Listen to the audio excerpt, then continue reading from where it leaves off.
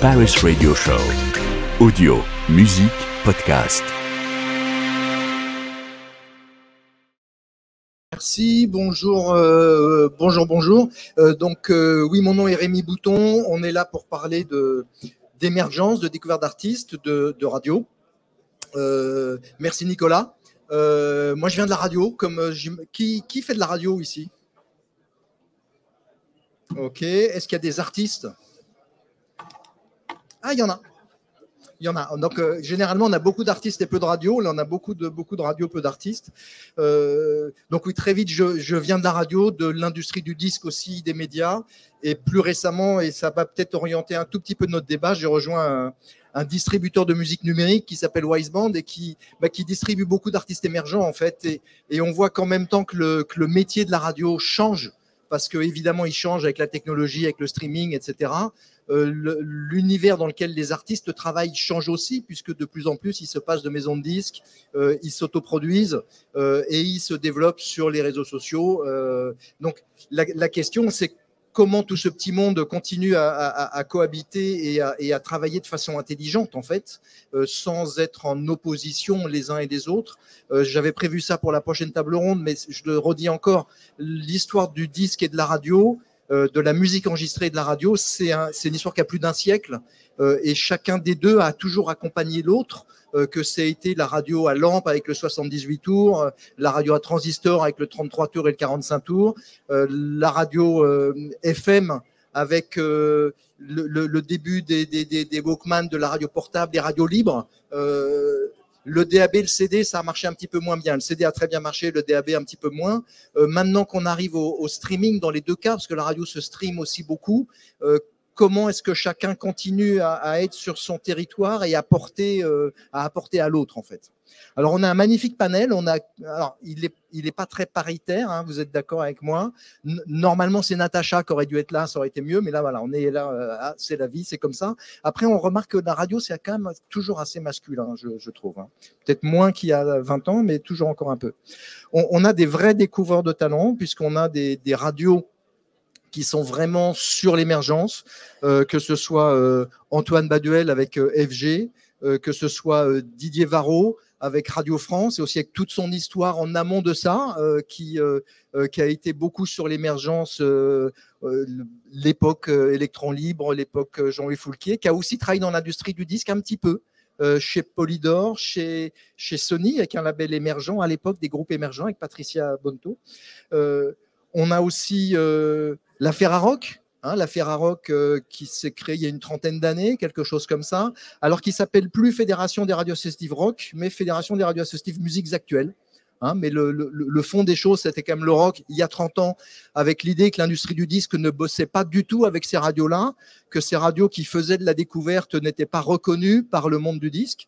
Et en créant cette fédération, en créant un classement à l'époque qui s'appelait le Rock 30, qui ensuite s'est appelé le 30 de France, qui aujourd'hui, tu nous en parleras, s'appelle je ne sais pas comment, ça a permis de créer aussi des passerelles, hein, entre ces deux mondes, le monde des artistes et des maisons de disques et le monde de la radio.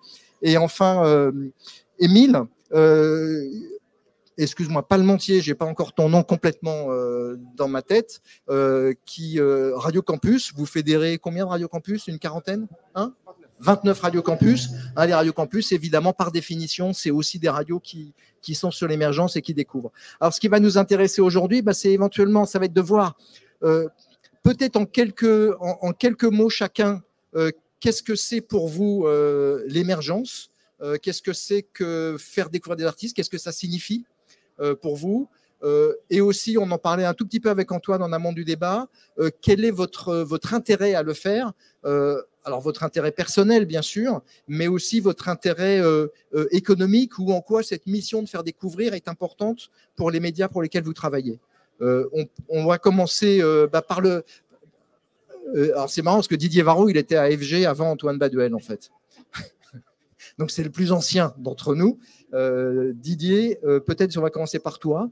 Qu'est-ce que ça signifie pour toi d'être sur l'émergence? de faire découvrir des nouvelles musiques, des nouveaux artistes, et en quoi c'est si important pour les radios pour lesquelles tu travailles?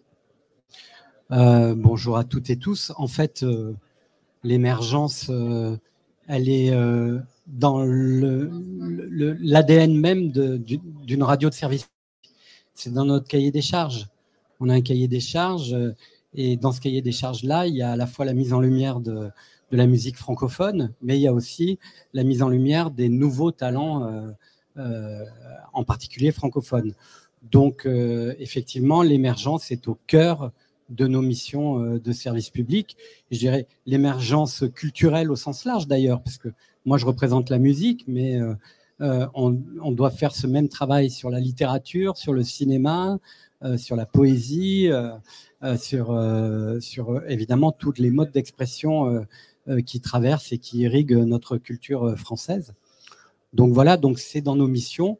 Et après, plus personnellement, oui, c'est un peu la seule chose qui continue de m'animer aujourd'hui, c'est d'entrer dans une salle et de découvrir une ou un jeune artiste ou une nouvelle esthétique musicale dans laquelle je ne me sentirais pas très à l'aise, mais qui tout d'un coup me provoquerait des émotions.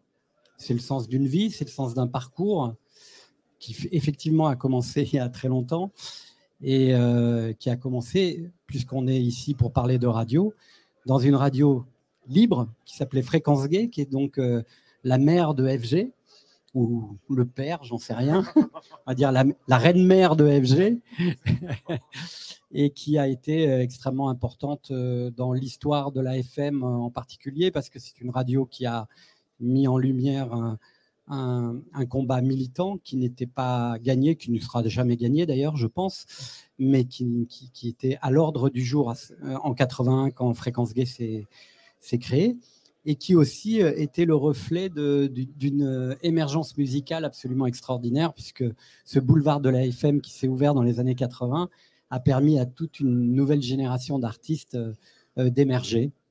Donc voilà. Eh ben, c'est une bonne entrée en matière. Antoine, même question, Bonjour à toutes et à défricher, tous. faire émerger des artistes, en quoi c'est important pour toi et pour le média pour lequel tu travailles, le média dont tu es le principal moteur aujourd'hui? Je pense que FG aujourd'hui fait partie de ces marques qu'on écoute pour découvrir. Je pense qu'aujourd'hui, il y a toujours une raison d'écouter un média. Et la raison pour laquelle on écoute un média comme ma radio, FG, c'est pour découvrir des morceaux qu'on ne va pas forcément avoir entendus ailleurs. Donc le propos avec ce genre de médias, c'est qu'on a une responsabilité. Responsabilité de surprendre, d'étonner et surtout de faire découvrir des morceaux qui vont sortir des sentiers battus. Des morceaux, des artistes, des esthétiques, des albums, c'est large. Ça veut dire que c'est avant tout une organisation et c'est un état d'esprit, c'est un mindset comme on dit. Nous, d'abord, ça passe par un investissement humain et donc forcément financier, c'est d'avoir une équipe qui a été staffée pour ça. Donc, on a, outre le programmateur de la radio, on a un directeur artistique qui est là pour en permanence diguer des morceaux, c'est-à-dire aller chercher les morceaux, les artistes et les talents là où les attachés de presse ne les ont pas encore développés, là où les majors ou les maisons de disques ne les ont pas encore signés, ça veut dire sur les plateformes de streaming, mais ça va plutôt être les artistes qui ont fait 20 ou 30 clics, enfin j'exagère, mais en tous les cas, moins de 1000 streams. Ça va être sur les plateformes aussi comme SoundCloud, où on découvre énormément, et c'est des vrais gisements. Et puis surtout, c'est les artistes qui viennent au-devant de nous, parce qu'ils savent très bien qu'il y a très très peu de médias aujourd'hui qui sont à l'écoute et qui surtout sont prédisposés à jouer des morceaux qui n'ont pas été signés. Ça, c'est notre raison d'être. Elle l'a toujours été parce qu'FG, il faut bien, Didier parlait merveilleusement bien de l'histoire d'FG, c'est une radio qui s'est toujours construite comme une radio de découverte. Une radio qui allait de l'avant et une radio qui n'avait pas de tabou à jouer de l'underground. Les musiques électroniques, quand nous, on s'est positionné sur ce courant musical, il n'y avait pas d'industrie musicale, il n'y avait pas de label, c'était que des petits labels indépendants, il n'y avait pas de major qui s'intéressait à cette scène. Donc pour nous, ça a toujours été culturel de jouer des morceaux. À l'époque, ce n'était pas du MP3, c'était des vinyles. Et on s'arrachait tous les vinyles. Et nous, évidemment, on avait une chance extraordinaire, c'est que les artistes venaient, les DJ venaient avec leurs vinyles à la radio pour les jouer. Donc nous, cette notion de digging, de curation, de chercher tout simplement des morceaux là où on ne les attend pas. C'est notre ADN. Simplement maintenant, avec à un moment où le métier a évolué, l'écoute du média également, il ne faut jamais changer son ADN. Je pense que quand aujourd'hui on va sur un média comme FG, c'est pour y découvrir des morceaux. C'est la raison pour laquelle depuis maintenant quelques temps, on a pris parti de baisser le taux de proximité, c'est-à-dire le nombre de titres qu'on avait en commun avec les autres radios. Chiffre que mesure d'ailleurs très très bien Yacast. Aujourd'hui, il y a à peu près 15% de taux de proximité entre FG et les autres radios. Et ben, on en est très fiers parce que ça veut dire qu'il y a 85% d'espace pour découvrir des nouveaux talents. Et cet investissement-là, je pense que c'est la raison d'être de notre radio, donc c'est notre ADN. Merci Antoine. Xavier, même question. Et je ne sais pas, peut-être vous avez ce même taux Yacast, il y a des mesures Yacast sur la Ferrarock. Ça serait intéressant de connaître ce taux de recoupement aussi. Eh ben, déjà, merci pour l'invitation et bonjour à tout le monde. On n'a pas trop de son. La différence de la Ferrarock par rapport à FG, c'est que... Est-ce que c'est mieux? Oui, c'est mieux. La Ferrarock, ce n'est pas une antenne, c'est un regroupement de plusieurs radios qui sont toutes indépendantes et autonomes, qui se sont reconnus une sorte de point commun, de communauté il y a 30 ans pour les premières, puisqu'on a commencé la saison 21-22 en célébrant les 30 ans de la Ferrarock.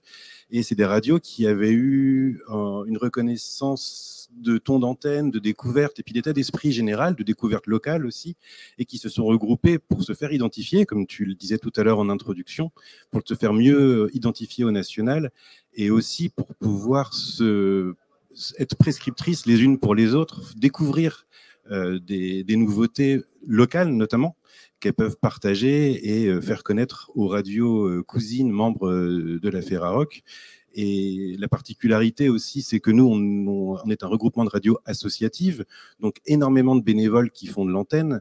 On a en moyenne 30 à 40 bénévoles par radio, dont la majorité fait des émissions musicales thématiques. Donc là, on parle de passionnés qui vont sur un style en particulier, aller chercher des nouveautés sur parfois des niches très précises. Donc, ils font un défrichage très, très, très fin par moment de certains styles et qui sont tous des gens qui recherchent aussi à pas passer les mêmes albums, enfin d'aller chercher des nouveaux artistes, suivre aussi la carrière des artistes. L'idée n'est pas de suivre non plus que les premiers albums, mais de continuer à aller tout le temps s'alimenter. Donc il y a des spécialistes bénévoles de reggae, de hip-hop, de métal qui vont se croiser au sein de la même radio et qui vont faire une grosse partie du contenu. Donc c'est vraiment de la recherche assez fine et notamment locale. Et l'intérêt après de travailler ensemble, c'est aussi de pouvoir promouvoir ces découvertes avec un système de classement commun qui fonctionne pas par titre mais par album ou par EP. Et ça permet en fait aux artistes qui ont été soutenus et repérés d'avoir un deuxième temps de parole ensuite qui leur permet de montrer qu'elles ont été repérées et un peu validées par un groupe de radio comme celui-là, qui permet en fait en général, ce que nous disent les professionnels qui les suivent, d'être un peu un effet d'entraînement tant pour de l'argumentaire, pour remonter des tournées et montrer qu'ils ont aussi des gens qui les diffusent dans d'autres régions, que aussi un effet d'entraînement pour la promo en général. C'est-à-dire que les attachés de presse et les labels se privent pas de citer leur bon classement dans notre Ferraliste, puisque c'est son nom actuel, pour aller chercher d'autres médias, qui soient radio ou autres, et qui peuvent être aussi nationaux à cet endroit-là.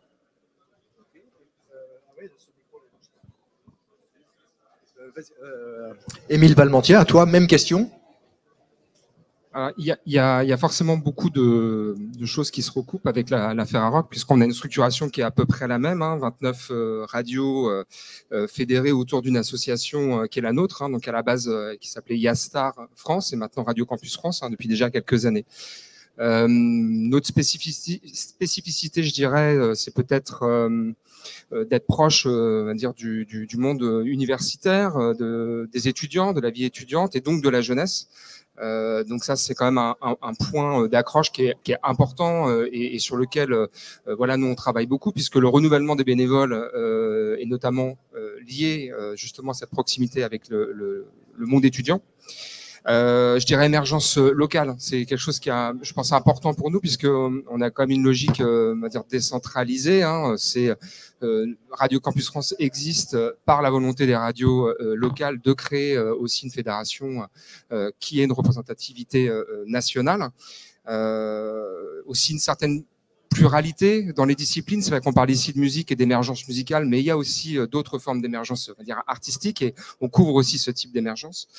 Et puis surtout, je crois que dans la spécificité de nos radios, c'est aussi d'être des lieux des espaces de jeu, des espaces d'apprentissage. On a quand même pas mal aussi d'artistes qui viennent dans ces radios et n'ont jamais fait d'album.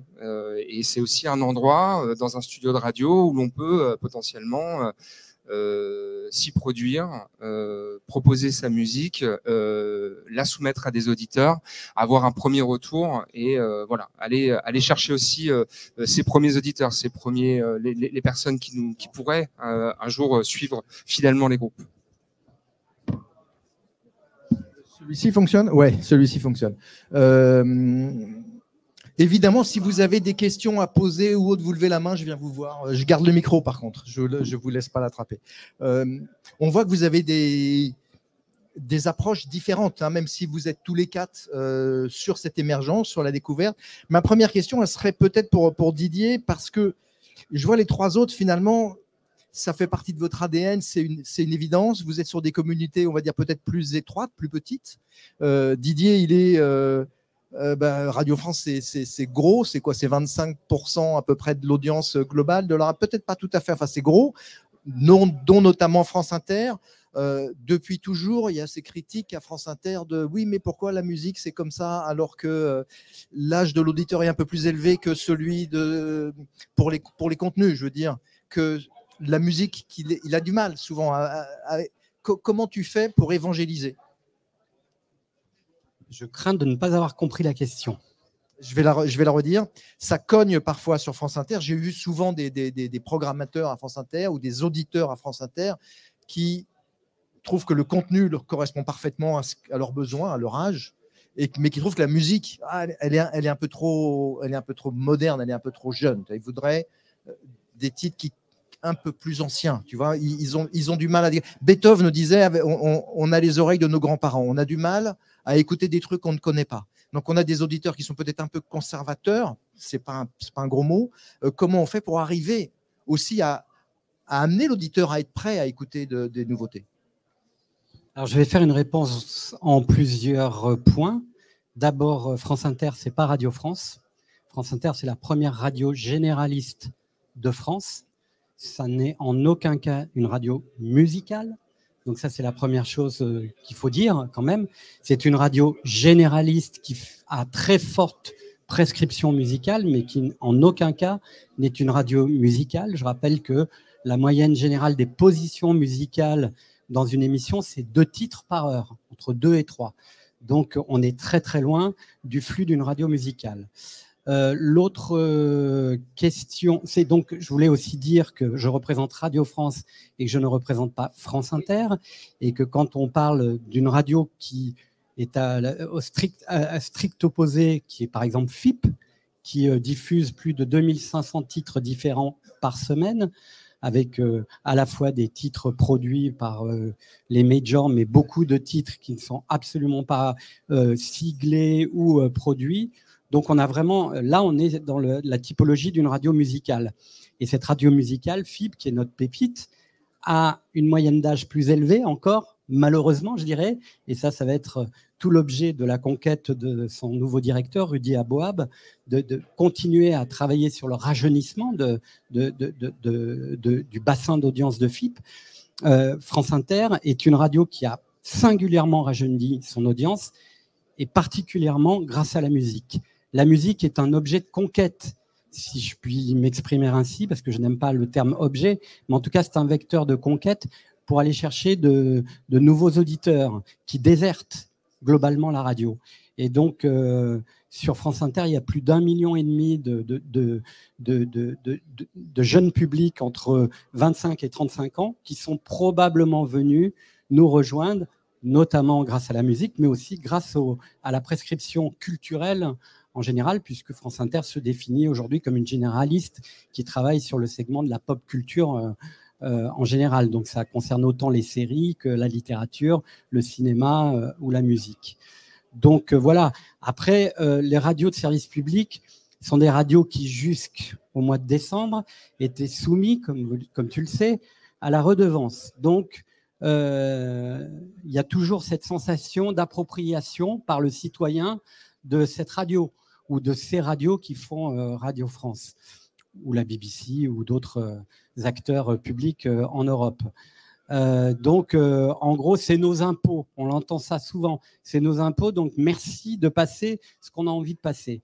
Moi, j'ai toujours répondu que ce n'est pas parce que c'est nos impôts. D'abord, ce n'est pas les impôts de tout le monde, mais c'est une partie de la contribution. Justement, notre rôle, c'est de diffuser et d'être porte-voix, la chambre d'écho de ce qu'on n'entend pas forcément ailleurs, et notamment dans le privé. Donc voilà. Est-ce que j'ai répondu suffisamment à ta question? Mais encore une fois, cessez de parler de France Inter dès qu'on parle de Radio France.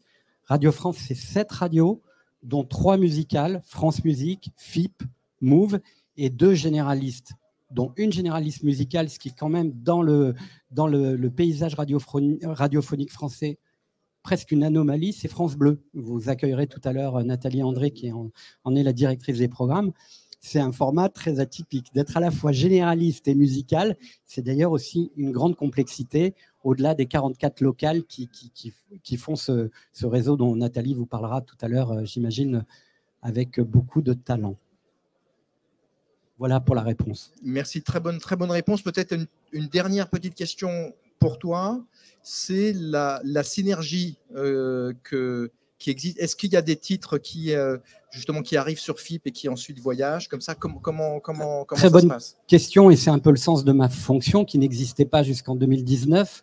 Justement, comme c'est une cartographie assez dense d'avoir 7 radios dans une offre globale, mon rôle est de veiller à ce que les radios travaillent sur la complémentarité. Alors, on peut entendre Juliette Armanet sur plusieurs antennes du groupe, mais l'idée, c'est de ne pas entendre Juliette Armanet partout, ou de Clara Luciani, ou les Cure, ou voilà. Donc, chaque radio, comme FG, comme a son format. Nous, je ne sais pas si on peut travailler en termes de format, on travaille plutôt en termes de typologie d'offres. Et effectivement, on essaye, avec ces 5 radios qui diffusent de la musique quotidiennement. Je pourrais même parler de France Culture, mais qui n'est pas dans mon périmètre. C'est pour ça que j'aurais l'humilité de ne pas en parler, alors qu'elle fait un travail considérable aussi sur la musique. C'est d'effectivement veiller à ce qu'il y ait une complémentarité. Et le cœur du sujet, c'est quand même la diversité musicale.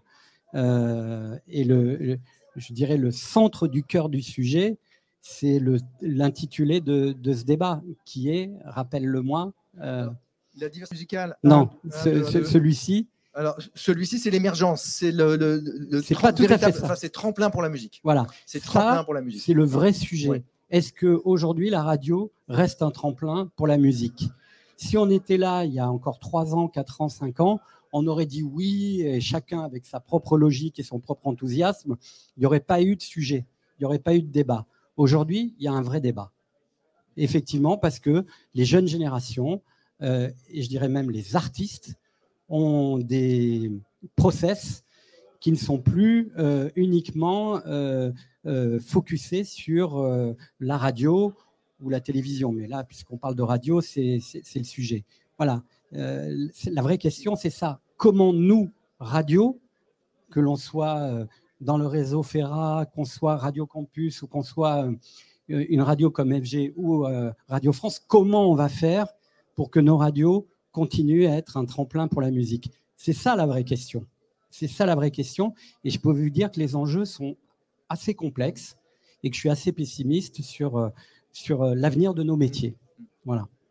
Si tant est qu'on ne soit pas un peu vigilant, militant et avec beaucoup de détermination. Vigilant actif. Alors, on en parlait un petit peu avec Antoine Baduel tout à l'heure, de cette manière que vous avez, vous, de bosser avec les réseaux sociaux, avec les beatports, avec les sites spécialisés, pour découvrir des titres avant qu'ils aient explosé justement sur ces réseaux-là. Et peut-être, est-ce qu'on peut dire qu'une des solutions, c'est de travailler en complémentarité, pas en opposition, pas de considérer que ce monde digital, il est concurrent et que la radio analogique, elle est en train d'être mise sur le côté sur cet aspect de promotion, de tremplin de la musique, mais plutôt de bosser en étroite collaboration avec, voire même en partenariat avec, en fait, ce monde digital.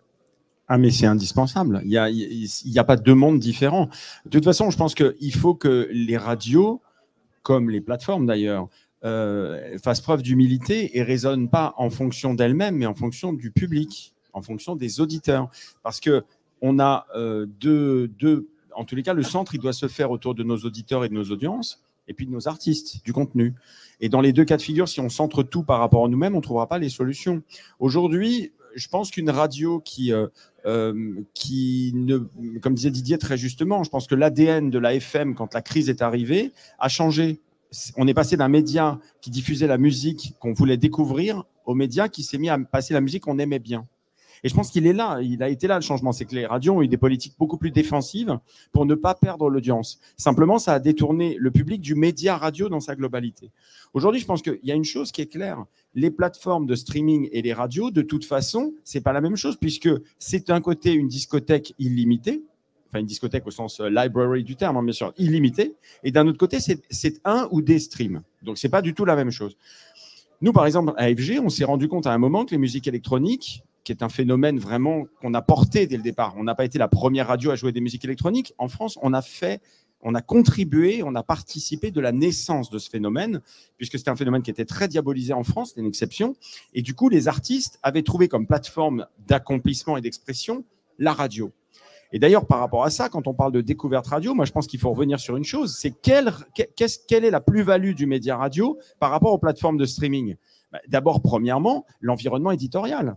Quand on est sur une plateforme de streaming et qu'on a des lignes et des lignes et des lignes d'artistes, d'abord, on ne retient pas le nom de l'artiste, et deux, on peut pas se projeter, ni l'apprécier, parce qu'on ne le connaît pas, on ne le voit pas, et surtout des jeunes talents, c'est juste une ligne de code. Au bout d'un moment, on a des super playlists, mais c'est Matrix. Donc, quel est l'intérêt de la radio ? C'est qu'elle crée un environnement. Elle permet à l'artiste d'être interviewé, de s'exprimer. S'agissant des musiques électroniques, par exemple, on propose des mix, qui est une autre forme d'expression et de création. Parce qu'il ne faut pas oublier qu'un mix, c'est une œuvre composite, c'est une œuvre en tant que telle. Ça, c'est le rôle de la radio. Tant que les radios auront, ou que certaines radios auront cette approche, on gardera un public de gens curieux. Et en parallèle de ça, nous, quand on s'est rendu compte au bout de 30 ans que la musique électronique avait une certaine maturité, on a créé un bouquet digital. Aujourd'hui, il y a 19 radios. Depuis aujourd'hui, pour la fête de la radio, on a créé une 19e radio qui s'appelle FG Chic French. Donc, on a décliné nos marques clés qui sont FG, FG Chic et maintenant Maximum autour d'état d'esprit, autour d'esthétique. FG, c'est la house music, c'est la French touch. FG Chic, c'est tout ce qui est down tempo, chill, future disco. Maximum, c'est la techno. On a repris cette marque mythique des années 90 et on en a fait une radio underground et techno, parce qu'elle n'était pas forcément à l'époque, mais ça faisait vraiment un sens parce qu'il y avait une attente autour de ça. Et ce sont des esthétiques. À partir de là, il faut qu'on les retrouve en programme linéarisé, il faut qu'on les retrouve en podcast, il faut qu'on les retrouve avec un environnement éditorial et surtout en digital, avec des playlists qui vont être bien agencées. Et je ne dis pas une, mais des playlists. Ça, c'est un travail de longue haleine. Ça ne se fait pas du jour au lendemain parce que nous, on a des petits moyens. On est une vraie radio indépendante. Donc, forcément, on fait aussi en fonction de d'abord de nos fantasmes, de nos idées, de notre créativité, mais surtout aussi de nos moyens. Donc, il y a une réalité aussi qui nous rattrape parfois. Mais c'est ça le propos de la radio. C'est qu'on devient des marques, en fait. Et que ces marques, elles doivent vivre autant sur leur espace historique qui est le tuner que sur l'espace digital, bien sûr. Alors, tu as dit un mot tout à l'heure, c'est le mot curation, qui est beaucoup à la mode avec Internet. Et on se rend compte que c'est pas évident aujourd'hui de trouver des curateurs, en fait, de trouver des bons curateurs. Aussi parce que c'est pas évident pour les curateurs de se rémunérer quelque part. C'est parce que si mon métier c'est curateur, en effet, autrefois j'étais programmateur radio et c'était bon, j'étais payé. Mais dans le monde digital, comment je me rémunère en tant que curateur, c'est une vraie question. Et donc le fait qu'on ait encore ces marques de radio, c'est aussi ça, c'est aussi cette garantie d'une bonne curation et d'une ligne éditoriale versus un algorithme bien foutu, par exemple. Chez vous, comment est-ce que vous associez vos lignes éditoriales entre Radio de la Ferrarock? Vous travaillez toujours sur est-ce que vous travaillez ensemble sur des choix artistiques pour vous dire à nous 30, on est capable de faire émerger tel ou tel artiste. Comment est-ce que vous faites ça aujourd'hui ? Il y a deux façons différentes de faire ce travail de sélection ensemble. Mais pour revenir un tout petit peu en arrière sur la question des plateformes de streaming et de la façon dont elles concurrencent ou elles cohabitent avec les radios, il y a un côté, les plateformes se revendiquent d'un certain côté média, par le côté playlist qui est créé, et ne sont pas que cette liste, cette discothèque. Mais cette discothèque, elle est quand même gigantesque. On parle, il me semble, les derniers chiffres de 60 000 nouveaux titres par semaine sur Spotify, par jour. De toute façon, un artiste qui va débuter, il a beau avoir mis son album sur Spotify, avoir créé tous ses réseaux sociaux et avoir tourné un clip qui va sortir sur YouTube, à partir du moment où il ne diffuse ses contenus que sur ses propres réseaux sociaux, il ne touche que les gens qui le connaissent déjà. Donc, s'il n'est pas rentré sur les playlists thématiques qui, au vu encore une fois du volume de disponibles, elles sont pas du tout faciles d'accès, les radios elles servent aussi à aller faire cette sélection là où l'auditeur ne va pas pouvoir le faire lui-même. Les gens qui sont payés à faire de la programmation radio n'arrivent pas à tout entendre. Alors, quelqu'un qui le fait juste sur son temps libre, c'est impossible. Mais bon, pour revenir à ta question, le travail collectif tel qu'on le fait, et que les radios le font au sein de la FERA, il y a cette sélection et cette prescription de repérage qui peut être faite par certaines. On a plusieurs systèmes internes de remontée d'infos. On a une émission nationale collaborative dans laquelle on a un système de coup de cœur qui tourne, où chacun prend le temps d'aller présenter une découverte que les autres ne connaissent pas. On a des systèmes via les réseaux sociaux aussi, et puis de newsletters, de systèmes internes, un petit peu de liste de discussion, de prescription. Mais on a aussi un système d'albums découvertes. On fait des opérations nationales avec des labels et des autoproduits aussi, où des artistes ou des attachés de presse ou des labels nous sollicitent pour mettre en place une opération. La commission d'écoute, qui est composée de toutes les radios de la Ferrarock, vote. Bon, il y a forcément beaucoup de projets qui ne passent pas, hein. Et ceux pour lesquels il y a eu sélection, 2 albums par semaine sont mis en avant sur toutes les radios en simultané. Donc c'est la diffusion quotidienne de 2 titres de l'album. On n'est pas sur un titre en particulier, tout le monde ne diffuse pas la même chose au même moment. Chacun l'éditorialise à sa façon aussi. L'idée, c'est pas de créer forcément quelque chose qui soit du PAD quotidien pour tout le monde, chacun l'intègre dans une émission, dans un airplay, chacun à sa façon. Et dans cette émission nationale hebdomadaire, on prend un temps de présentation de cet artiste, le plus souvent sous la forme d'une interview avec des passages de titres. Alors ça aussi, c'est un mot qui est intéressant, interview, c'est-à-dire que et c'est aussi la différence avec les DSP, c'est que il y a plus que de la musique. C'est-à-dire qu'il y a de l'information, il y a de l'interview, il y a du live, on va en parler aussi, du partenariat, ce qu'on a peut-être, ce qui fait aussi sans doute la force de la capacité de la radio à faire émerger des talents aujourd'hui, c'est pas seulement de le programmer en fait, c'est aussi d'en parler. Comment vous faites chez Radio Campus? Vous travaillez aussi ensemble entre les différentes Radio Campus sur le fait de faire émerger de temps en temps, c'est un talent, de vous mettre à tous ensemble pour en promouvoir plus un? Déjà, mon intitulé de poste, c'est responsable éditorial et musical. Donc, j'appuie ce qu'Antoine disait. C'est effectivement la manière de faire aussi émerger les artistes, c'est de leur faire parler de leur musique et de leur processus de création et aussi tout simplement les processus qui leur permettent d'émerger via un entourage aussi professionnel ou semi-professionnel. Donc voilà, on fait aussi parler les artistes, mais aussi les responsables de labels, les agents d'artistes, les salles, tous les espaces de proximité. Donc voilà, il y a un écosystème qui en local est créé par nos radios. Hein. C'est pas nous le réseau on favorise ça évidemment, mais voilà, qui permet justement de faire converger aussi des artistes, des nouvelles manières de produire la musique grâce à cet écosystème. Sur l'aspect, je vais dire talent scout, c'est-à-dire parce que la curation, c'est une chose. Je reçois de la musique et puis je trie éventuellement entre ce qui me vient des attachés de presse. Mais ce monde-là change aussi. Donc maintenant, tu disais tout à l'heure, on a des artistes qui viennent dans vos studios enregistrés, on a des artistes autoproduits qui n'ont pas d'équipe autour d'eux, qui n'ont pas de label, qui n'ont pas de producteur, qui n'ont pas d'attachés de presse.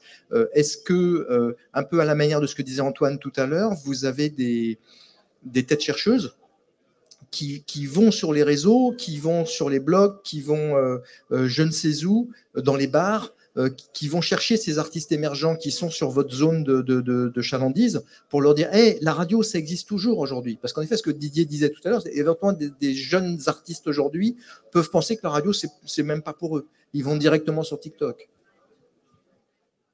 À la notion de curation, on peut aussi ajouter la notion de prescription et aussi cet aspect effectivement collectif. Moi, dans mes fonctions, je travaille aussi en collectif avec un ensemble de programmatrices et de programmateurs qui, en local, travaillent aussi avec un ensemble de programmatrices et de programmateurs.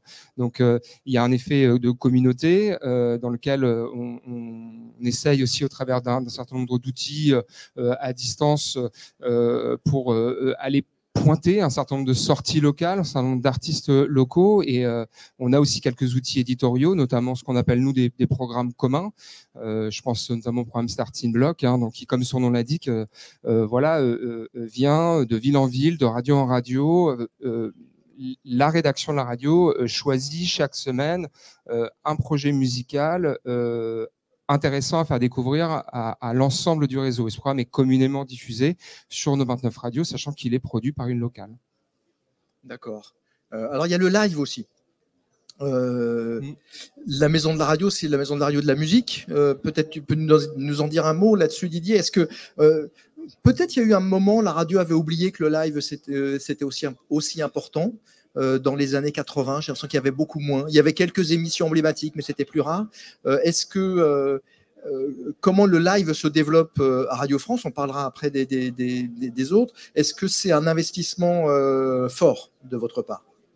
Oui, pardon de revenir juste ce qui a été dit. Ce qui est assez remarquable, en fait, c'est qu'on est tous dans des galaxies différentes. On a tous des problématiques qui sont au quotidien différentes. Mais ce qui nous réunit, au-delà de la ferveur qu'on a tous pour l'émergence, c'est ce qui a été dit par chacun, c'est-à-dire l'éditorialisation. C'est-à-dire une offre qui vient de gens qui sont humains, qui écoutent de la musique, ils sont de mauvais poil un jour, ils vont peut-être être touchés par une musique à laquelle ils n'auraient pas été sensibles la veille, ils sont de très bonne humeur, amoureux, et ils vont avoir une autre perception. Ils font partie aussi d'un environnement qui s'appelle le monde, avec tout ce que ça constitue au quotidien. Et ça, c'est une force. C'est une force d'avoir des gens qui ont des oreilles, et qui ont des oreilles qui sont reliées à des cerveaux et qui sont en connexion avec le monde, ce que ne sera jamais un algorithme. Moi, j'adore les algorithmes parce que c'est très marrant, hein. Ça peut vous amener sur des terres inconnues, comme dirait l'autre, mais il faut quand même vraiment faire cette différence quand on parle du sujet qui est le nôtre aujourd'hui. Alors, sur ta question précisément sur le live, le live, ça fait partie de l'éditorialisation.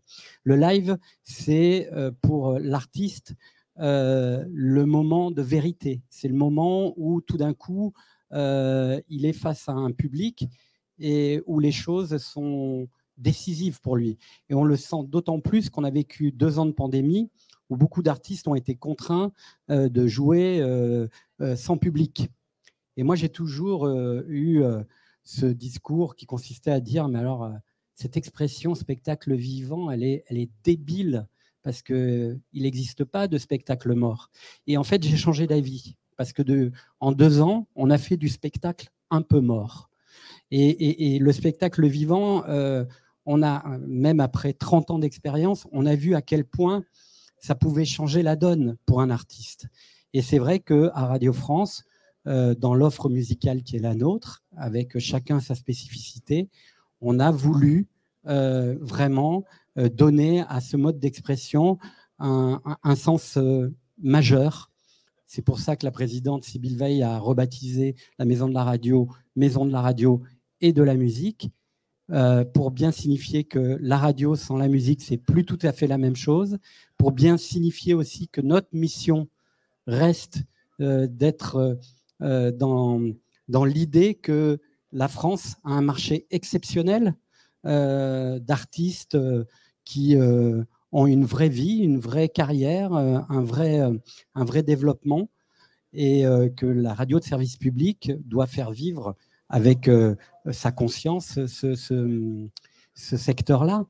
Parce qu'on parle aujourd'hui de souveraineté, mais le service public travaille aussi dans le sens d'une souveraineté culturelle qui est absolument essentielle. Et quand on parle du live, on parle des artistes, mais on parle de quoi aussi? On parle des musiciens qui accompagnent les artistes, on parle des preneurs de son, des ingénieurs, des gens qui font la lumière. C'est-à-dire qu'on est au cœur d'un écosystème qui a été vraiment dévasté pendant ces 2 dernières années. Donc, pour nous, c'était important que la Maison de la Radio puisse devenir la Maison de la Radio et de la musique. Ça fait aussi écho, et j'arrêterai là, sur ce bâtiment qui est un peu atypique et qui, en 2026, allez, soyons positifs, sera un bâtiment exceptionnel puisque nous aurons 7 salles de spectacle où on pourra accueillir les artistes dans des configurations différentes, que ce soit au niveau technologique, au niveau des jauges de public, pour y donner des spectacles de diffusion, mais aussi de la création. Parce que quand on parle de live, très très vite pour nous, derrière, la question de la création est au cœur de nos missions. Voilà. Merci Didier. Antoine, le live chez vous? Alors le live, je le disais tout à l'heure, nous on est sur un segment, une esthétique musicale qui est particulière, qui sont les musiques électroniques. Donc à partir du moment où on parle de live, évidemment, on parle de mix. Et pour nous, dès le début, évidemment, l'idée de donner l'antenne à des DJ et ne pas les imaginer mixer sur l'antenne, c'était juste inconcevable. Pour rebondir sur ce que disait Didier tout à l'heure, c'est très drôle parce que on a eu l'impression pendant le confinement que l'histoire se répétait parce que dans les années 90, il y avait une répression qui était terrible sur les musiques électroniques. N'importe quel organisateur ou promoteur qui voulait faire un événement était condamné à faire une rave party, donc clandestine, puisque s'il donnait une indication sur le lieu où se déroulait l'événement, non seulement il n'avait pas l'autorisation, mais en revanche, il avait des visites de CRS qui faisaient évidemment saisir le matériel et qui dispersaient les gens. Et donc, en fait, l'endroit où les artistes pouvaient faire des lives, c'était soit les rêves en clandestinité, soit devant un public qui ne voyait pas, c'était à la radio. Et c'est pour ça que la scène française, elle a eu cette exception, c'est qu'elle a toujours été très à l'aise pour s'exprimer dans les médias et tout ça, parce que dès le début, les Guetta, les Garnier, tous ces artistes, les Bob Sinclair, tous ces DJ, en fait, ils étaient à FG, ils parlaient, ils présentaient leurs émissions et ils faisaient des radio-shows, aussi, qui étaient des mix, en fait, aussi bien qu'ils pouvaient mixer dans les clubs et donner des interviews. Quand il y a eu le confinement, en 2 jours, on s'est dit, c'est pas compliqué, la scène va être la plus impactée. C'était évident, les clubs étaient extrêmement diabolisés. De nouveau, d'ailleurs, c'est là que je disais que l'histoire bégayait. Et vous le remarquerez, on a beaucoup parlé quand même des rêves clandestines pendant le confinement. Enfin, je pense que c'est pas le seul segment musical où il y a eu des événements clandestins. En revanche, c'est le seul qui a bénéficié d'une telle exposition médiatique assez efficace, mais pas forcément bonne pour notre univers. Nous, du coup, ce qu'on a fait, c'est que dans l'émission que j'anime tous les soirs, à partir de 19h, on a créé les cloud parties. C'est-à-dire que les DJ étaient filmés soit depuis le studio FG, s'ils étaient à proximité de Paris, soit dans leur studio. Et il y en a plein qui étaient confinés aux 4 coins de la planète. Et pour continuer à pouvoir s'exprimer devant un public, ils se filmaient, ils se streamaient, c'était diffusé en direct sur FG et en streaming sur les plateformes de Facebook Live et Dailymotion. Et ça a permis de continuer de faire perdurer ce live. Aujourd'hui, c'est une autre époque, un autre moment. On a tourné la page avec plaisir, on espère qu'on ne devra pas la réouvrir. Mais pour autant, moi, j'ai fait perdurer. C'est-à-dire que dans l'émission, tous les soirs maintenant, il y a des DJ qui mixent le soir.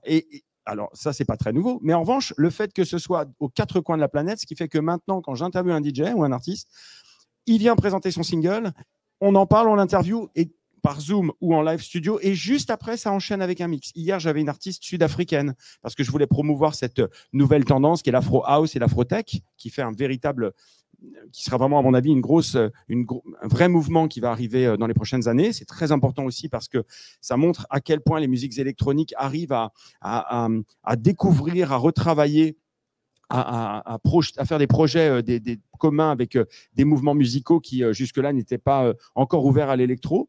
Elle était en direct de son studio à Johannesburg et elle était ensuite en stream vidéo. Et ça, c'est du live qui est super intéressant parce que c'est à la fois sur la radio, il y a de l'environnement éditorial. Alors, c'est vrai que c'est un peu propre aux musiques électro, ça j'en conviens. Mais en tous les cas, c'est très, très enrichissant, même pour moi en tant qu'animateur et journaliste, d'avoir ces artistes qui, de 4 coins de la planète, viennent partager et tout de suite se mettent en danger et mixent pour présenter leur production. Merci Antoine. Xavier, le live, vous en organisez, vous arrivez, vous êtes partenaire de tournée, j'imagine. Comment? Eh ben, de toute façon, les studios de nos radios associatives sont parfois un peu contraints pour organiser des lives. Certains ont un peu plus de place que d'autres, donc peuvent faire des lives avec des formations un peu complexes, incluant des batteries, des percussions ou des grands groupes. On n'a absolument pas, de toute façon, les mêmes moyens de travail que les déjà très belles salles de spectacle que vous avez qui sont opérationnelles à Radio France. Hein. Mais on a quand même des lives qui se font, des formations qui sont plus faciles aussi dès qu'on est sur des musiques électroniques, dès qu'on est sur des musiques urbaines ou sur du rap, ça marche un peu plus facilement, on peut le faire dans les studios. Après, on a plusieurs radios qui organisent des concerts, c'est assez fréquent, et ces concerts sont aussi diffusés. On a même 2 radios qui organisent des gros des festivals assez importants à leur échelle. Il y a Radio Béton, un historique de la Ferrarock à Tours, qui organise le festival Au Quart de Tour depuis 35 éditions, c'est la semaine prochaine d'ailleurs.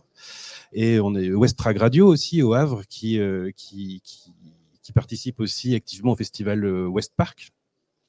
Et on a aussi cette habitude, et beaucoup de nos radios le font, d'être en partenariat avec des lieux, soit des concerts, mais plus souvent des SMAC ou des lieux de diffusion de musique actuelle, où ils vont enregistrer les concerts et les passer en différé. C'est quelque chose qui se pratique pas mal, et on fait un peu d'échange de programmes de ce côté-là aussi, puisque certains artistes passent pas dans certaines zones rurales de nos radios, donc parfois il y a des échanges qui se font de ce côté-là pour les diffuser un petit peu partout. Voilà. Et alors, vous êtes tremplin sur des artistes qui parfois émergent vraiment, ont des gros succès et se mettent à tourner avec le nom d'autres radios, des plus grosses radios éventuellement. Est-ce que vous arrivez à convaincre l'écosystème musical de vous renvoyer l'ascenseur parfois sur votre boulot de curation et d'avoir fait de l'émergence? Est-ce que ça a évolué? Parce que moi, à mon époque, ça marchait pas très bien. Déjà, il faut savoir qu'on a une charte de bonne entente entre Radio France, les campus et les FERA, c'est-à-dire que les partenariats sont possibles entre ces radios sans condition. Nous, franchement, ça nous dérange pas tant. Un groupe qui va être en début de carrière, qui va passer à se faire repérer d'abord par une radio associative et qui ensuite a l'opportunité d'être en collaboration avec Radio France ou avec une privée, voire une privée nationale, et que ça se passe bien pour lui et que c'est quelque chose qui va dans son sens. Bon, j'avoue, c'est rare. Mais nous, ça nous porte absolument pas préjudice. C'est pas un problème pour nous du tout. Hein. C'est peut-être parfois plus pour eux, mais nous, en fait, et encore, ils s'en fichent aussi, je pense. Chez les campus, le live, tu en as parlé un petit peu tout à l'heure, c'est parce que vous, non seulement c'est du live, mais c'est même de l'enregistrement dans les studios. Donc, c'est important aussi pour vous, ça. Nous, c'est un vrai projet d'avenir. Déjà parce que faut savoir que le fonctionnement de Radio Campus France est permis grâce à des financements publics et à des partenaires. Notamment le ministère de la Culture, le ministère de la Jeunesse, ou feu le ministère de la Jeunesse, et le Centre national de la musique. Et au travers d'un certain nombre d'aides, aussi d'aides européennes, on est effectivement en train de lancer d'abord des instances de dialogue. On débat, on discute entre nos radios pour savoir ce qu'on peut faire en matière de live. Pour l'instant, ça se traduit par une réforme profonde de notre site internet fédéral qui permettra, j'espère, d'être une interface, un lieu de rassemblement en fait de tous ces enregistrements live qui ont lieu soit dans les studios, mais aussi dans les salles partenaires. Pareil, je dois m'efforcer de toujours représenter aussi les radios et la manière dont elles fonctionnent en local. Elles sont partenaires de festivals, elles sont partenaires de cafés-concerts, on les oublie souvent, et bien sûr de scènes de musique actuelle. Et dans ces partenariats-là, parfois même qui font l'objet de conventions assez structurantes pour les radios et aussi pour ces salles, il y a des captations qui se font avec un minimum de captations qui, à l'année, se retrouvent ensuite sur les antennes des radios, en différé effectivement le plus souvent, mais maintenant pas mal en direct. Donc, lorsqu'il s'agit des studios de Radio Campus, effectivement, il y a une problématique d'équipement, une problématique de moyens. Mais bon, avant de penser les moyens financiers, on va d'abord penser quelles sont nos ambitions. Et on pense vraiment, En tout cas, moi, j'en suis convaincu. Évidemment, je suis assez moteur de ça, avec aussi mon bureau associatif, que voilà, les radios sont des lieux, nos radios pourraient être des lieux dans lesquels, lorsqu'on rentre dans une campus, on ressort avec une maquette, un objet musical à faire, qui permet de promouvoir aussi sa musique, peut-être pas d'en faire un disque, mais en tout cas de promouvoir sa musique, et une maquette assez élaborée qui pourra un jour peut-être tomber dans les services de programmation de Radio France ou d'autres radios nationales. Donc voilà, un peu cette dynamique sur laquelle on travaille. Alors là, on a peut-être un débordement qui pourrait arriver. Est-ce que, alors ça concerne peut-être moins le service public, cette question, mais quand on découvre un artiste, en général, on peut être manager, éditeur, producteur. Si ça marche, on gagne des sous. Fut un temps, la radio coéditait des titres. Est-ce qu'aujourd'hui, avec cet univers qui change, le métier de la radio qui a évolué, et puis la musique aussi qui a évolué, vos radios, vous, en tant que curateur, vous vous dites, finalement, il y a peut-être certains domaines où ça pourrait être une partie de mon business model, puisque je découvre, puisque je fais connaître, si jamais ça marche, je dois pouvoir faire tourner ma boutique avec ça. Nous, non. Quand je dis nous, c'est aussi les radios. Effectivement, les radios ont besoin de moyens. Peut-être qu'on est utopiste parce qu'effectivement, c'est parfois un peu compliqué d'aller chercher ce type de financement, mais c'est vraiment des financements publics qu'on va chercher. On peut, dans le cadre de partenariats, effectivement, avoir quelques accords financiers, mais qui sont vraiment marginaux, qui nous permettent éventuellement de financer quelques outils. Mais moi, je pense sincèrement que si on monte un business model trop compliqué avec l'industrie musicale, en fait, on dénature l'éditorialisation et la programmation musicale dans nos radios. On doit vraiment, nous, aller chercher des artistes qui viennent à nous et leur offrir un espace. Nous, l'objectif, c'est à chaque fois qu'on frappe à la porte, on accorde un temps d'antenne. Si on peut, c'est pas toujours possible. Il y a énormément d'artistes, énormément de sollicitations, et on est tous extrêmement sollicités. Pour autant, voilà, l'idée c'est de... Chez FG, hop, t'as pas de micro. Alors juste déjà une petite précision, je pense que les accords historiques entre les radios et l'industrie musicale, c'était plus des co-ex que des co-ed. Co-exploitation, c'est-à-dire sur le master, c'est-à-dire des points sur les ventes, que des co-éditions. Autrefois, tu avais la co-ed, mais c'était dans les années 60. Mais avec les éditeurs, ça me semble, en tous les cas dans un passé récent, j'en ai pas connu. Alors nous, du côté d'FG, on a effectivement toujours eu des liens assez étroits et même très étroits avec l'industrie musicale. Dans les années 90-2000, on a lancé les fameuses compilations Dance Floor FG qui nous ont valu de faire 3 millions de ventes au total entre les Star Floor et les Dance Floor FG. Où là, on avait un accord qui était, je trouve, assez sain, c'est que les artistes sortaient des morceaux, on était les premiers à les jouer puisque nous, on les dénichait. Et la contrepartie, c'est qu'on avait la première fenêtre en compilation. Comme ça, c'était vraiment un deal assez smart. En tous les cas, c'est celui qui a vécu à l'époque des compilations. Aujourd'hui, c'est une autre époque. Les compilations n'existent plus. On a créé récemment le label de la maison FG qui s'appelle F Good Music. Bon, parce que voilà, c'était mieux de ne pas avoir forcément non plus le logo FG comme ça en pleine face, qui va avoir d'ailleurs une petite sœur qui va arriver très prochainement, qui sera le label FG Chic, qui est donc du nom de notre deuxième radio, très axé sur tout ce qui est down tempo et lounge. Simplement, nous, on ne le fait pas du tout dans une logique de dire ça va marcher, donc on le fait pour que ça marche et comme ça, on touchera des points. En fait, on a fait l'opposé. On s'est dit, il y a vraiment des talents qui ont du mal aujourd'hui à trouver leur place au sein d'un label ou au sein d'une maison de disques, parce qu'ils sont sur des sonorités qui sont peut-être encore un peu trop émergentes ou un peu rugueuses, comme pouvaient leur dire certains DA. Et en même temps, nous, on y croit, donc on les accompagne et on investit. Il faut savoir que quand on investit sur un artiste en tant que label, c'est pas a priori pour gagner de l'argent, parce que quand vous faites 1 million de streams, et croyez-moi déjà, pour faire 1 million de streams, il faut vraiment avoir fait du bon boulot. C'est quand même 6 000 € de rémunération à se partager entre le label et l'artiste. Autrement dit, il faut faire beaucoup de streams pour rouler sur l'or et financer les pertes d'audience éventuelles que les radios peuvent avoir à subir avec le streaming. Donc, je pense que nous, on le fait vraiment dans une logique d'accompagnement d'une scène. Aussi de faire exister la marque FG sur les plateformes de streaming, pour répondre à ta question, Rémi, que tu posais tout à l'heure, beaucoup plus qu'avec une approche lucrative, en tous les cas. Ok.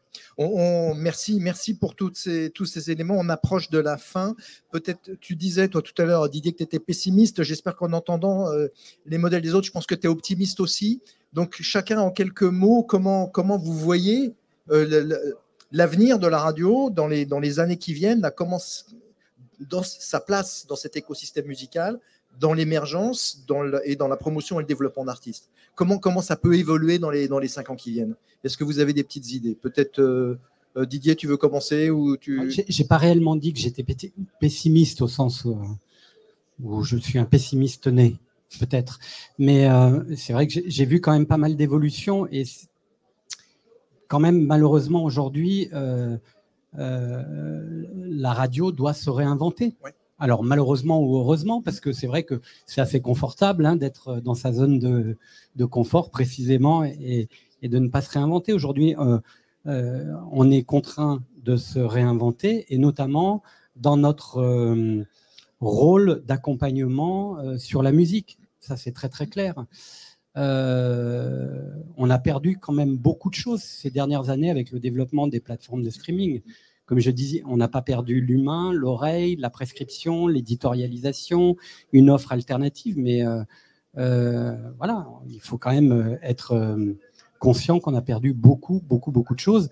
Quand je parle de ça, je parle de l'industrie musicale, oui. Je ne parle pas des artistes. Oui. Mais ce qui est aussi une réalité, c'est que les piou-piou qui arrivent, qui ont 12, 14, 15 ans, ne vivent plus avec la radio comme les piou-piou comme moi qui, à 12 ans, 13 ans, 14 ans, vivaient avec la radio. C'était le troisième poumon, la radio. C'était le moyen parfois même de se forger une identité. En tout cas, en l'occurrence, pour moi, ça a été le cas. Et je dirais une identité complète. Donc voilà, donc c'est un terrain par rapport à la thématique que vous aviez établie dans cette manifestation bruyante. C'est ça, c'est aujourd'hui, il y a quand même un enjeu un peu inquiétant. Et quand je dis que l'intitulé de la conférence, de cette rencontre, est aujourd'hui un intitulé qui nous harponne, nous saisit et nous obsède tous les jours, c'est parce que l'enjeu aujourd'hui, c'est comment faire pour continuer à être prescripteur, curateur, fort en éditorialisation et surtout de continuer d'attraper ces petits piou-piou qui vont arriver pour faire de la musique et nous bousculer et nous proposer ce qui est au bout du compte l'essentiel, une relation au monde. Parce que la musique, c'est ça. C'est pas que du bruit. Il faut que tout change pour que tout reste comme avant. Il faut tout réinventer, tout reconstruire. Parce que le monde de la radio change, le monde de la musique change. En 80, il a fallu se réinventer. En 90, il a fallu trouver aussi des nouvelles choses. Donc là, oui, on est dans un moment de réinvention. Pardon. Ouais, peut-être on peut mettre le mot d'audio numérique en même temps. C'est comme si la radio est. Avant, il y avait la radio, le disque. Maintenant, il y a l'audio numérique. Et c'est dans le cadre de l'audio numérique, peut-être qu'on peut réinventer cet écosystème, Antoine. Et puis, on va. Mais peut-être il y a des. Moi, je suis d'accord avec le fait qu'en fait, il y a une lettre qui est en train de changer. On va passer de la radio à l'audio. Et en fait, de ce passage, il y a une lettre qui change, mais ça va tout changer. C'est-à-dire qu'on va avoir nos programmes historiques, linéarisés. D'abord, il y a un premier changement, on n'en a pas parlé parce que ce n'était pas le sujet, mais je pense qu'il faut quand même parler du DAB+, qui va permettre aussi d'apporter deux choses qui faisaient, à mon avis, qui portait vraiment un gros préjudice aux médias radio, qui, rappelons-le, il y a 15 ans, le média radio, c'était 89% de la population en Île-de-France qui l'écoutait, et en France d'une manière générale. Aujourd'hui, on est à 64%. Donc, c'est 25% pratiquement de la population qui est abandonniste. Et c'est principalement des jeunes. Donc, il convient en tous les cas d'être, sinon pessimiste, en tous les cas de se remettre en cause, et vigilant, et attentif, et créatif. Et en même temps de se dire, OK, il y a ça, mais si le média radio a perdu, c'est peut-être parce que quand on écoute aujourd'hui la FM, avec son son qui est saturé, son spectre qui l'est autant, donc ça resature le son, et qu'on a l'impression d'écouter un MP3 mal téléchargé dans des conditions des années 2000, versus qu'on écoute du streaming dans un son absolument digital, wave, parfait, c'est bien qu'il y ait le DAB qui arrive. Quand on habite Paris, on s'en rend pas compte parce qu'on a 40 radios, donc on a quand même déjà un sentiment d'offre. Mais déjà, réalisons une chose, c'est qu'avec le DAB, on va passer de 40 à 90 radios à Paris. Ça va poser d'autres questions de défis pour nous. C'est de garder notre place dans des listes qui vont devenir de plus en plus vastes et longues. Nous, s'agissant de la maison FG, maintenant, c'est pour ça qu'on dit la maison FG, parce qu'il y a 4 radios à compter du mois de juin. La maison FG, donc il y a FG, il y a FG Chic, qui joue plutôt du lounge, qui s'adresse aux adultes, Maximum, qui fait de la techno, je disais tout à l'heure, et on lance là une radio pour les millennials, parce qu'il n'y avait aucun projet proposé pour les 18-25 ans, 18-30 ans. Donc, on dit d'un côté que les jeunes ne viennent pas en radio. Il n'y a eu aucun projet en DAB qui a été proposé pour s'adresser aux 18-30 ans. On a décidé de faire un programme très axé sur les festivals, ce qu'on appelle le son big room, le DM, le trap, donc toutes les sonorités un peu plus club et up-tempo. Et le programme va s'appeler Dance One, il sera en DAB. Ce que je veux dire, c'est que le DAB, ça va être aussi une logique d'offre. Et c'est par l'offre qu'on va faire revenir aussi les gens. Si c'est que des marques qui sont là depuis des années et qu'on capte juste un peu mieux, ça ne sera pas très attractif à côté des plateformes de streaming. Donc, je pense qu'en fait, la logique, elle doit être hybride. Il faut pas être binaire aujourd'hui. Il faut vraiment placer le curseur au bon endroit, avoir son programme mieux, dans plus de villes, mieux reçu et dans de bonnes conditions. Une offre en DAB qui nous permettra d'aller… Moi, je m'intéresse à des villes de taille moyenne ou des petites villes. Une ville comme Dole, il y a 15 fréquences. Quand on enlève les 5 fréquences du service public, une ou deux radios associatives, une ou deux radios locales, il reste Énergie, Virgin, Nostalgie, point, ou RFM. Et donc, ce n'est pas avec ça que les gens vont revenir vers le média radio. Ce qu'il faut, c'est travailler l'offre et c'est là qu'on aura la demande. Et puis, évidemment, après, il faut s'intéresser évidemment au streaming, avec des web radios, avec des podcasts, avec des playlists sur les plateformes de streaming. Et c'est là qu'on arrivera à faire quelque chose. Et on deviendra des marques. DAB+, ce n'est pas le sujet, mais c'est fondamental. Pour nous, pour FIP et Move, c'est fondamental. Pour le coup, c'est vraiment des vecteurs de conquête puisque on peut écouter FIP grâce au DAB+, de Paris à Marseille, ce qui n'était pas le cas avant. Donc et puis, c'est vrai ce que tu disais, d'être dans une offre globale. Je n'ai pas parlé des web radios. On en a 8 sur FIP. On va en rajouter 2 à la rentrée. Donc, ça fera une offre relativement conséquente. Sur Move aussi, il y a 5 web radios, sur France Musique également. Donc ça, c'est très important. Et puis le podcast, évidemment, même si les podcasts musicaux ont quand même beaucoup de mal dans l'offre globale à se faire entendre, mais aussi pour des raisons de droit, qui fait qu'on fait des podcasts musicaux sans musique, ce qui est quand même un problème, voire une anomalie. Qu'il faudra résoudre rapidement.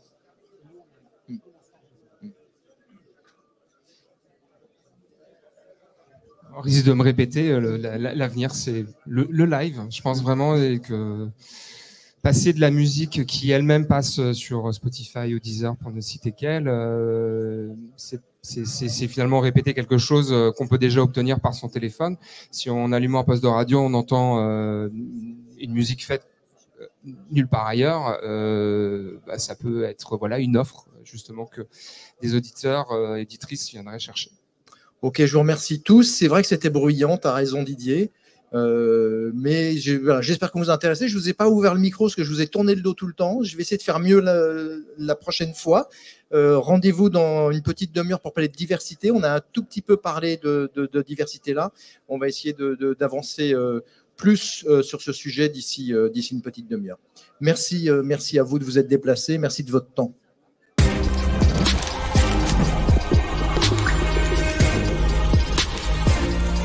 Paris Radio Show. Audio, musique, podcast.